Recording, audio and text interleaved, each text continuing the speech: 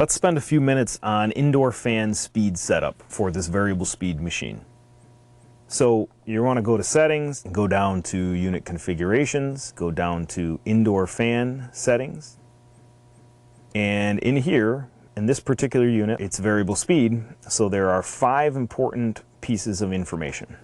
There's a design speed setting, there's a ventilation speed setting, a heat setting, a free cool setting, and a max speed setting. So the first thing is max speed. In any machine, you always want to make sure if there's ductwork issues or building space issues, things like that, where the maximum fan speed that the machine can produce is too much air. On these smaller units, it's not a big deal, but when you get into bigger sizes, if the fan is too powerful, you could hurt the ductwork or cause damage. So you got to make sure that your maximum fan is not too much air.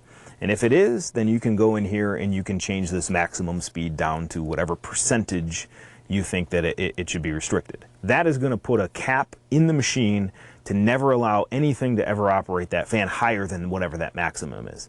So you get yourself in trouble if you set that too low and then you set these ones that are higher than that, because they won't ever actually run. So that's max speed. You want to make sure that you set that if you need to. A lot of cases you don't need to. And all this, again, is in the literature if you reference the indoor fan operation section. So on this variable speed, one of the most important settings is this cool design speed. This is going to be your design intent point. You go to the chart, the labels stuck on the machine. There's a reference in the literature too, it's just an example, but the ones printed on the machine are per model number, and you'll actually see the model number printed on the label itself, indicating exactly what unit that is referencing. So this cooling design, it'll be defaulted for every machine at approximately 400 CFM per ton, 1.2 inches of static. So we've tried to default it to something reasonable. It should always be set per job site, per application, but at least it'll get you something to run with until you can properly set it up with an air balancer. So on this particular machine, if it's a 5-ton, and I know my application needs 5 ton and it's, say, 375 CFM per ton, and I know that it's 0.7 inches of static is my application, then you go to the chart and you look up on the chart, you find the column first, which is your static, and you find your CFM on the left, and you find the table, the point which tells you the RPM for what that is. So you use the table, you find the RPM you need, you dial it in here for that point. That's going to drive the whole cooling algorithm. And so as the fan is ramping and changing for cooling purposes, it has that calibration point in mind, and it will react accordingly. So the next important piece, which is where you're going to run a lot of your time, is the ventilation speed.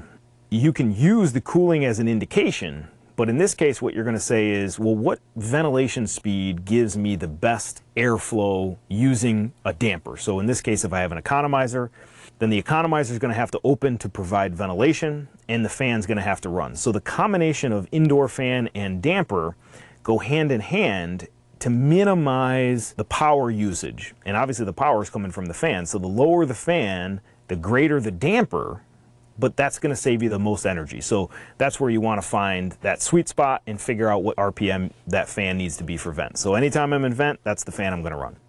Heat speed, it's once I go into heat mode and I run heating, what speed is it you want for there? So it's dedicated now, so it doesn't have to be locked to cooling.